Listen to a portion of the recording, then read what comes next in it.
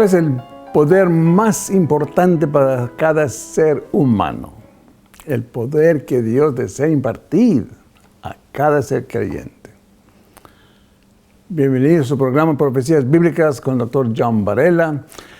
Leemos en Mateo 17, versículo 20. Dios les dijo, por vuestra poca fe, porque de cierto os digo que si tuviereis fe como un grano de mostaza, diréis a este monte, pásate de aquí a allá, y se pasará, y nada os será imposible. Fantástico. Dios desea entregar a cada ser creyente el entendimiento del poder que está en la oración. Cada ser creyente debe desear entender más el ministerio de la oración, el poder y la necesidad de la oración. Siento que esta ignorancia en el pueblo de Dios es un problema común en la mayoría de los creyentes. Es algo común que casi todos los creyentes sienten que carecen en algo en su vida de oración. Con esa honestidad de cada uno podemos proceder a la importancia de la oración y comenzamos con lo que posiblemente es la primera oración en la palabra de Dios. Se encuentra en Génesis capítulo 3, en la conversación entre Adán y Eva, cuando se estaban escondiendo del Señor Jesucristo y le escucharon caminando en el jardín en el fresco del día. Hay palabras de parte de Dios al hombre antes de este acontecimiento, Génesis, pero este es el primer diálogo entre Dios y el hombre, que es registrada en la palabra de Dios. Es esencial, por lo tanto, al ver el diálogo como una parte necesaria en la oración. ¿Qué significa la oración? La oración básicamente es simplemente una conversación con Dios, en donde siempre hay dos personas representadas. En la verdadera oración, sí mismo y Dios y nadie más. Otros pueden estar presentes, como en este relato donde habían dos personas y Dios. Pueden haber 200 personas, pero la oración verdaderamente es siempre una conversación directa entre el ser humano y Dios mismo. Hay muchos tipos de oración que podríamos haber hablado y vamos a hablar acerca de ellas en el transcurso de estos estudios de la oración. Vamos a estudiar la intercesión, acción de gracia, súplica y varias formas de petición. Pero lo que es fundamental en todas es que la oración es simplemente una conversación, un diálogo entre un individuo y Dios. Esto es lo que nuestro Señor Jesucristo tenía en mente en su gran enseñanza de la oración en el Sermón del Monte. Nuestro Señor Jesucristo dijo, cuando ustedes oren, fíjense que Él no dijo, si ustedes oran. Él lo toma por sentado que en la vida cristiana va a ocurrir la oración. Oración, como dice en un himno, es el respiro natural del cristiano. No podemos vivir sin ella. Entonces, ciertamente, uno va a orar en ocasiones, no hay duda al respecto. Jesucristo nos dijo, cuando ores, ve a tu ropero, cierra la puerta y ora a tu Padre que está en secreto.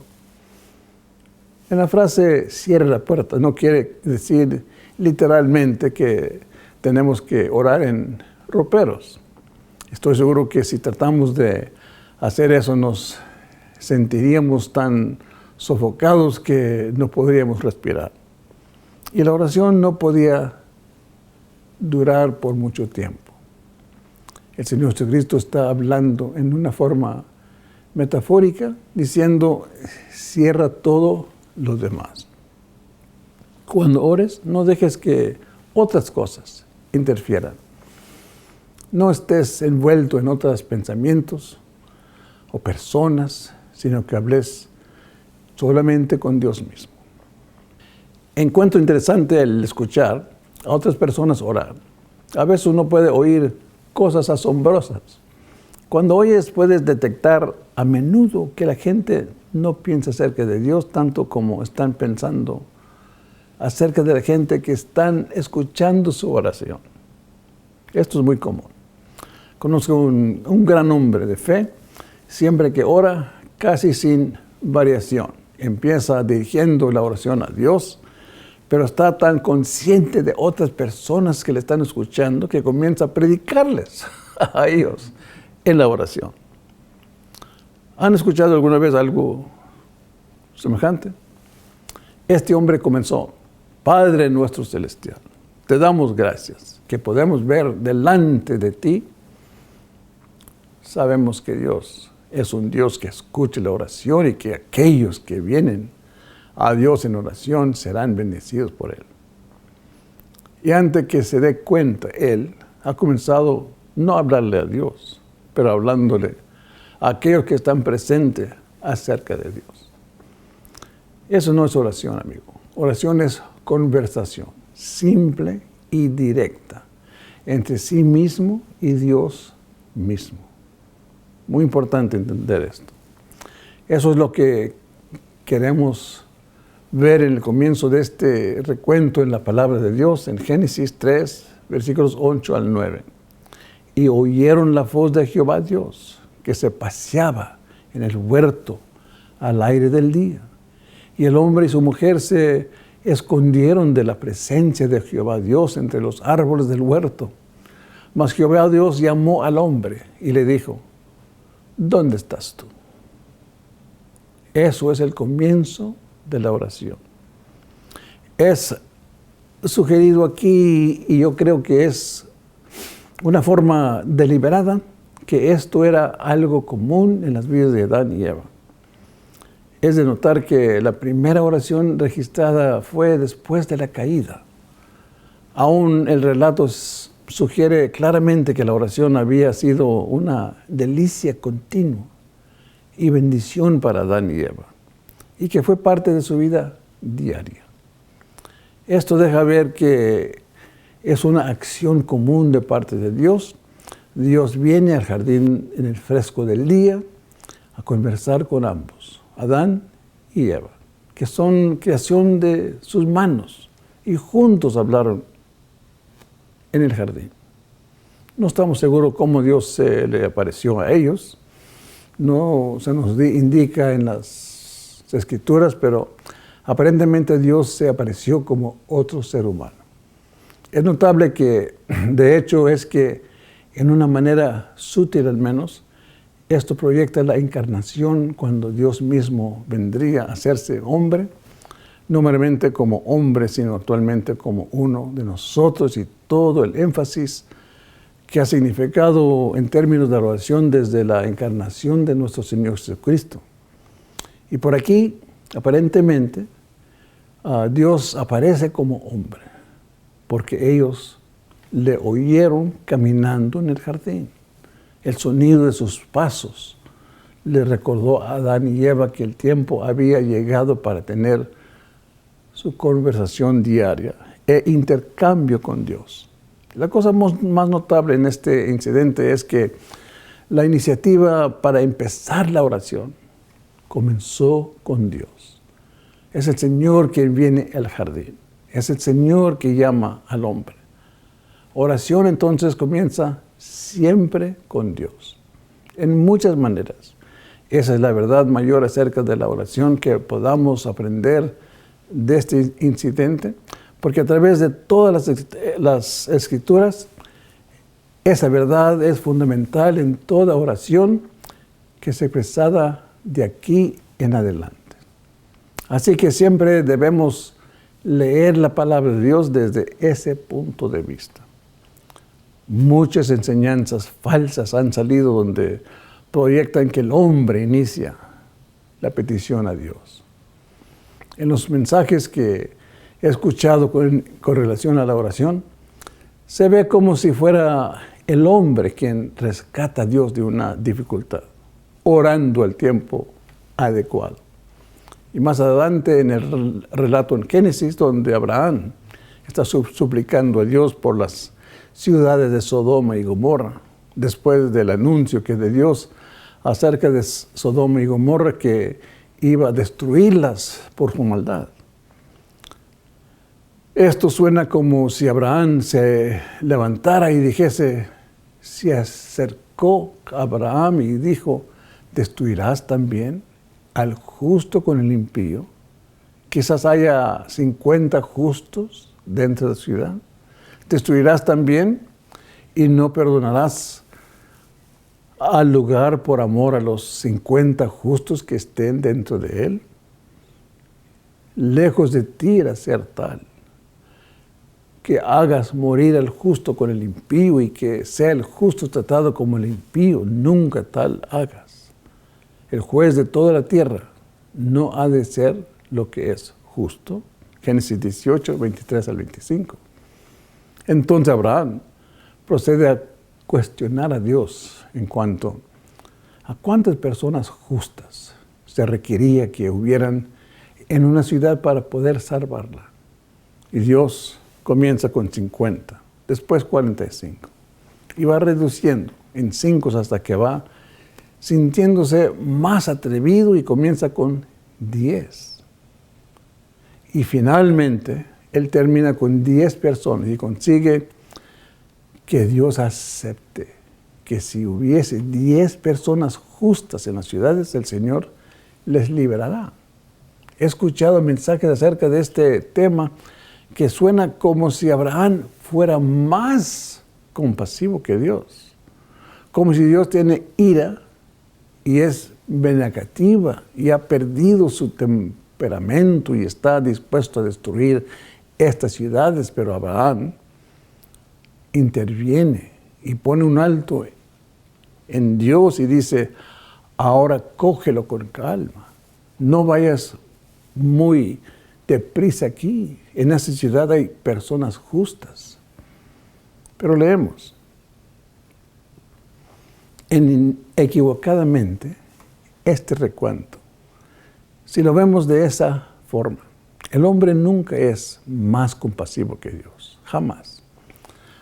La compasión nace de Dios y se deja ver en los seres humanos solamente cuando es implantado por el Espíritu de Dios. Y Dios nos dice en 1 Juan 4:7, amados, amémonos unos a otros, porque el amor es de Dios. Todo aquel que ama es nacido de Dios y conoce a Dios. Uno solo no puede sentir compasión y misericordia y piedad sin ser primero movido por el Espíritu de Dios. Dios nos dice en Juan 6:63 que la carne para nada aprovecha. Es siempre un error, un horror pensar que somos llamados en el acto de oración para hacer algo por Dios. Dios jamás busca el consejo de alguien. Es Dios. Y Dios sabe todo de antemano. Es imposible que uno puede persuadir a un Dios renuente a hacer o no hacer algo que Él ha puesto en su corazón. Eso no es oración. Oración es, como en el primer instante en el jardín del Edén, comienza con Dios. Es Dios quien llama. Es Dios quien ayuda. De seguro que eso es lo que ese gran versículo en Romanos 8 nos enseña. Y de igual manera el Espíritu nos ayuda en nuestra debilidad, pues que hemos de pedir como conviene, no lo sabemos. Pero el Espíritu mismo intercede por nosotros con gemidos indecibles. ¿Se ha sentido de esa manera, abrumado por una situación, sin poder casi analizar la razón, no sabiendo todos los factores envueltos, sintiendo su corazón dolido y sin saber qué cosa pedir? No sabemos cómo orar como se supone, pero el Espíritu nos ayuda en nuestras debilidades y comienza el Espíritu a orar a través de nosotros para que nuestro corazón se convierta en el lugar de oración de Dios mismo. El Espíritu de Dios ora al Padre. Y el quien conoce la mente del Espíritu atiende y actúa de acuerdo a lo que el Espíritu ora, usándonos como instrumentos. Y esa es la proyección correcta de la oración. Comienza con Dios. Eso es porque cuando sentimos la necesidad o el deseo de orar, o de establecer un hábito disciplinado de orar, es Dios mismo quien ha comenzado esto. Dios mismo ha plantado ese deseo en nosotros y como resultado respondemos. Espero que recordemos esto, ya que es el primer gran verdad que aprendemos en la palabra de Dios. Y noten también que la oración habitual de Adán y Eva que tenían con Dios fue aparentemente una conversación relajada, informal y sin restricción. Es importante saber que el pecado ha entrado, que la pareja culpable se esconde en los arbustos, reconociendo que están desnudos, sintiendo la culpa de lo que habían hecho, pero el mismo relato implica que esto es algo diferente y nuevo y que lo opuesto a esta conducta fue verdadero antes de la introducción de la maldad, que ellos vendrían saltando y riendo ante la presencia de Dios, de saludar a su amigo amado al momento que él venía al jardín a platicar con ellos acerca de todo lo que tenían en sus corazones.